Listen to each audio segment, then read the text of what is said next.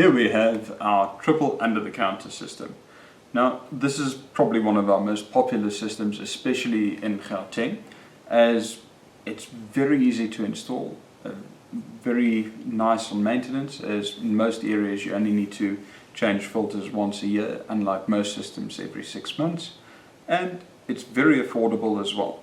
So, what do you get with a triple under-counter system? This is the main unit. This is your unit that would fit in under the counter. The housings here take 10-inch cartridges. The first one would take a sediment filter. We typically use a 1 micron sediment filter. Now, the 1 micron is fine enough that you're actually stopping some bacteria, not all of it, but you're preventing some of the bacteria getting to the further filters, and you catch dirt. And the nice thing with these kind of sediment filters is they actually get dirty from the outside moving in.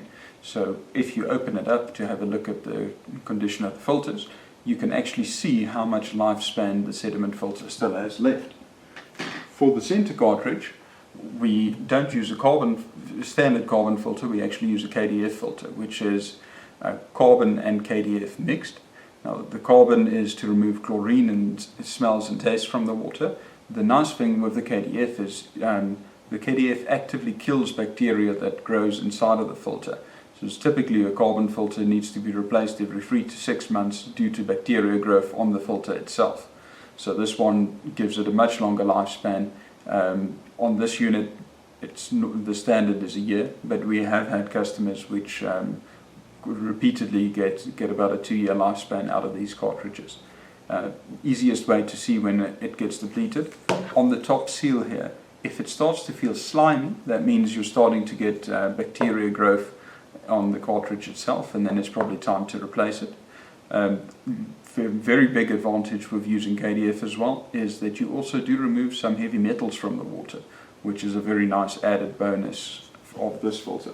For the final stage here, we use the ultrafiltration membrane, which looks very similar to the KDF, but the easiest way to tell them apart if you're busy with the installation is the ultrafiltration is much lighter than the KDF. This final stage is a physical barrier for blocking any bacteria from coming through. So this membrane is literally made up of thousands of little tubes, and on the side of the tubes they've got very tiny holes which physically is too small for bacteria to go through. So you're blocking all of the bacteria from getting through. So how do you know when it's time to replace this one? First thing you'll notice is the flow starts to dip down a bit on it. A good rule of thumb is if you don't want to test the cartridges too much, if you change everything once a year, in most situations you are fine. But this one normally, unless you start to feel sliminess on the inside, which means there's a break in the membrane because the bacteria can physically start to eat the membrane, which is called biofouling. But typically, as long as your flow is still good, this cartridge is still in decent condition. Okay, then you'll also get a little roll of pipe, which has about 3 meters of pipe, which, since there's only 2 pipes to connect on the system, is normally more than sufficient.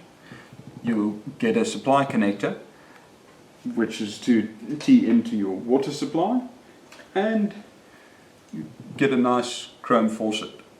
So let's take a bit of a closer look at what it actually takes to connect up the system.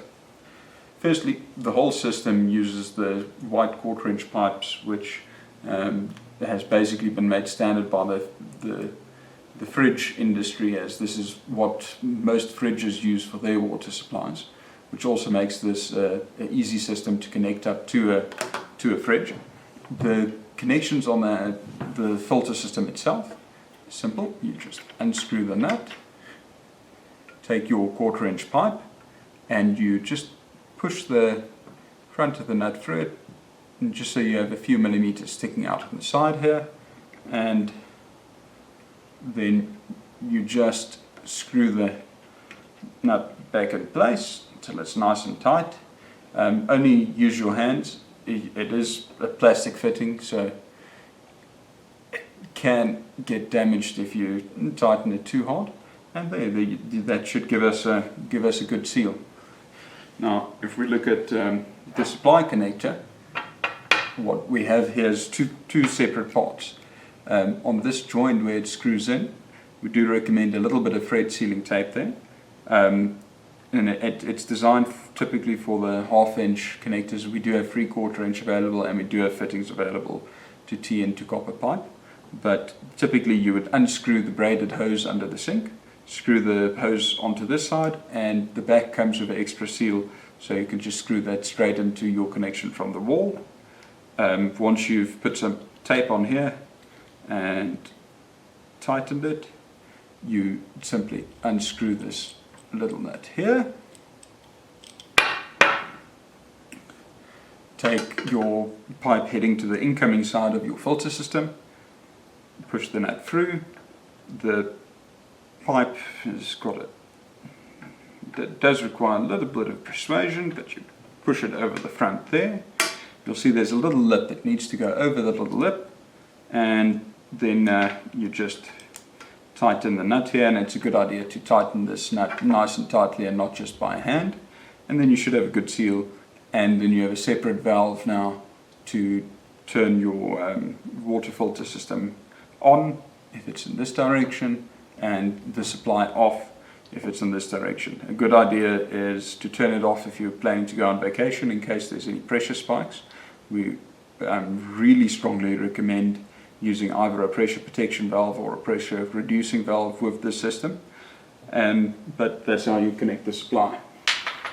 If we look at the chrome faucet, it's got a few extra components, and it comes with a little baggie full of goodies that you could use.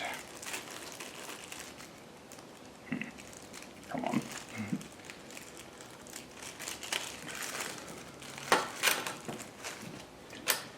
Now, depending on what surface you place it comes with quite a few different fittings and parts you can use here.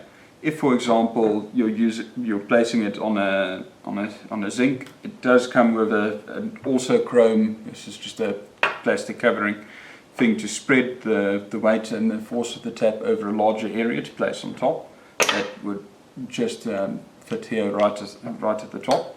This and then it comes with a rubber as well, which can be used, and a plastic washer which can be used at the bottom.